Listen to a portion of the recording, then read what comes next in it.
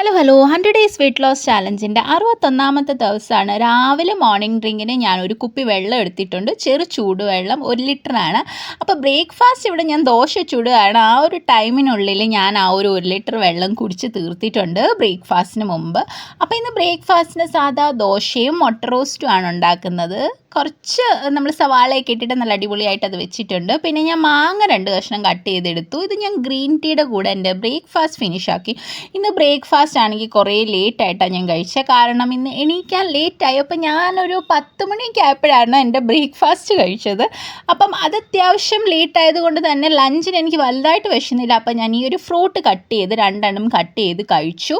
അതായിരുന്നു എൻ്റെ ലഞ്ച് എന്ന് പറയാൻ വേണ്ടിയിട്ട്. ഒരു 1 മണിയൊക്കെ ആയപ്പോഴാണ് അത് കഴിച്ചത്. ഈവനിങ് ആണെങ്കിൽ ഭയങ്കര മഴയും കാറ്റും ഒക്കെ ആയിരുന്നു, നല്ല അടിപൊളി കാലാവസ്ഥയായിരുന്നു. അപ്പോൾ ഈവനിങ് സ്നാക്കായിട്ട് എന്തെങ്കിലും ഉണ്ടാക്കാമെന്ന് വിചാരിച്ചു. അപ്പോഴാണ് അച്ഛൻ എന്നെ ഫോൺ ചെയ്ത് പറയുന്നത്, ഇന്നലെ തലേദിവസമാണെങ്കിൽ ഏത്തയ്ക്ക കൊണ്ടുവച്ചായിരുന്നു, അപ്പോൾ ഏത്തപ്പഴം വെച്ചിട്ട് പഴംപൊരി ഉണ്ടാക്കാമോ എന്ന് ചോദിച്ചു.